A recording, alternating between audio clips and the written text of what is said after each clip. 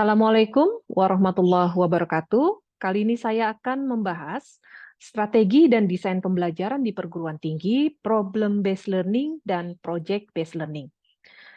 Bapak Ibu sekalian, bahwa dua model ini sangat disarankan, terutama kalau kita mengecek dalam panduan penyusunan kurikulum pendidikan tinggi. Salah satunya ada beberapa metode yang disarankan, yang tentu saja metode pembelajaran ini diharapkan memfasilitasi aktivitas pembelajaran mahasiswa yang berorientasi kepada capaian pembelajaran yang tentu saja ditetapkan.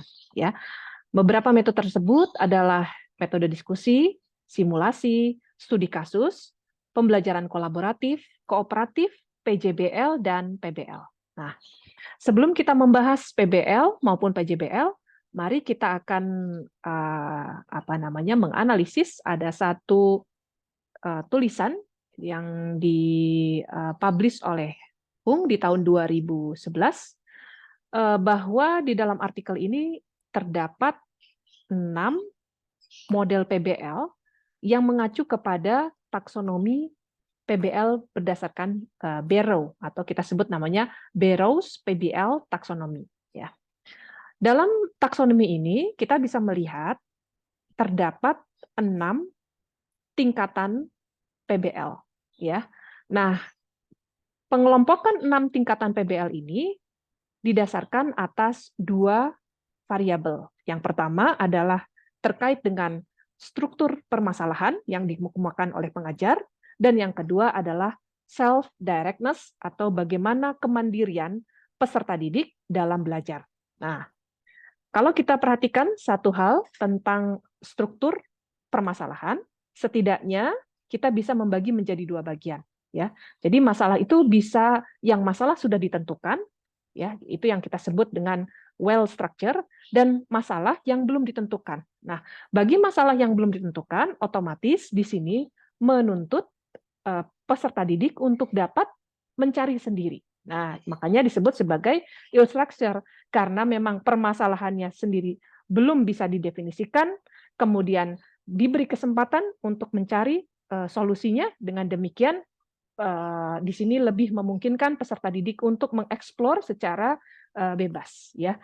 Nah, di sini kita juga melihat ada satu kelompok yang berada di tengah-tengah. Maka di sini dikenal sebagai partial problem simulasi. Jadi simulasi permasalahannya itu adalah 50-50. Ya. Kemudian kemandirian peserta didik dapat dilihat secara tinggi itu adalah pada bagian yang paling atas. Di sini betul-betul kemandirian sangat tinggi. Ya. Kemudian yang paling bawah itu sangat didominasi oleh pengajar. Maka disebut sebagai instructional lead. Nah, rekan-rekan, kalau kita perhatikan, model pertama itu adalah lecture based with problem solving activities. Sehingga pada model ini kita bisa mengatakan masuk ke dalam permasalahan yang sudah ditentukan dan peran pengajar itu tentu sangat tinggi. Yang kedua, ada case based learning. Ini ada di garis batas, ya. Jadi lebih dominan kepada permasalahan yang terstruktur juga, tetapi sedikit memberikan kesempatan juga kebebasan atau kemandirian mahasiswa ataupun siswa dalam belajar. Ya. Kemudian yang ketiga ada project based learning. Nah, project based learning ini letaknya di partially problem simulasi. Jadi simulasi masalahnya ini boleh dikatakan peran dari pengajar itu diberikan dalam bentuk 50%, ya, kemudian kemandirian peserta didik 50%. Kemudian ada encore instruction yang ada di perbatasan juga, dan selanjutnya ada hybrid and pure PBL.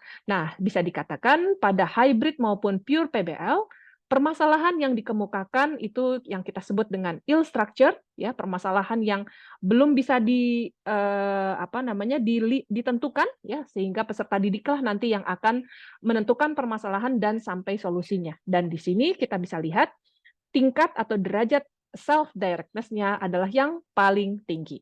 Nah, rekan-rekan pengajar yang tentu sudah melihat ternyata dalam taksonomi PBL menurut Barrows itu ada beberapa peluang, ya, peluang bagaimana kita bisa mengembangkan baik itu pengetahuan yang akan disampaikan maupun keterampilan problem solving yang akan mereka raih, ya. Nah, kalau kita pelajari ternyata dalam gradasi 6 model tersebut yang paling rendah adalah Teacher Instruction PBL, selanjutnya kemudian CBL, kemudian Project Based Learning, and Core Instruction, dan terakhir adalah Pure PBL. Nah, dapat kita perhatikan di sini bahwa tingkatan terendah pada Teacher Instruction PBL itu dalam hal bagaimana keterlibatan ataupun kemandirian siswa itu tentu saja dalam derajat yang rendah. Dengan demikian, bagaimana masalah sudah ditentukan oleh pengajar, maka keterampilan penalaran ataupun penyelesaian masalah itu tentu saja lebih rendah, ya. Dan bagaimana mereka mengantisipasi atau menyelesaikan permasalahan ataupun hal-hal yang tidak pasti pun masih dalam low degree. Berbeda halnya ketika kita melihat pada project based learning. Nah, pada project based learning kita bisa melihat bagaimana pengajar dapat memberikan tantangan dengan memberikan permasalahan yang tidak sepenuhnya terlihat jelas baik dalam prosedurnya, ya, dan bahkan solusinya, sehingga siswa diberi kesempatan untuk mencari alternatif solusinya. Nah, kemudian pada Pure PBL, Anda bisa melihat bahwa di sini sangat menuntut keterlibatan peserta didik secara dominan, yang tentu harapannya adalah pengembangan baik itu keterampilan ataupun kemampuan peserta didik dalam problem solving maupun mengendalikan ketidakpastian dari sebuah masalah itu semakin tinggi, ya. Nah, dengan demikian kita bisa melihat, ya, bahwa setiap model PBL tersebut akan memberikan karakteristik proses, kemudian karakteristik problem, dan juga dampak pembelajaran yang berbeda-beda, ya. Untuk yang degree terendah, level terendah dalam PBL, dalam segi proses semuanya terhandle dengan baik oleh pengajar, kemudian permasalahan begitu dikreasi oleh pengajar. Dengan demikian dampak pada pembelajaran tentu masih pada level yang rendah, ya, seperti itu.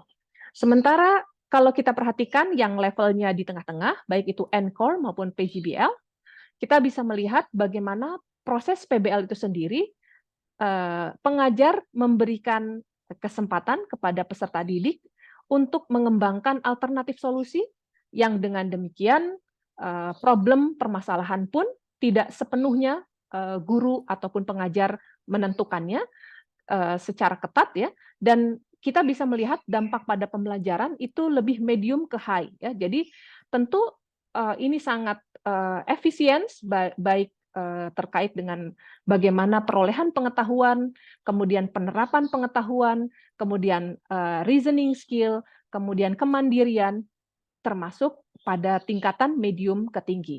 Sementara pada model pure PBL dan hybrid PBL, kita bisa melihat secara proses ini tentu saja proses yang menantang, ya, yang biasa disebut dengan proses inquiry, ya, inquiry pada level yang tingkat tinggi, dan struktur permasalahan betul-betul diberikan kesempatan siswa untuk menyelesaikan masalahnya mandiri, ya.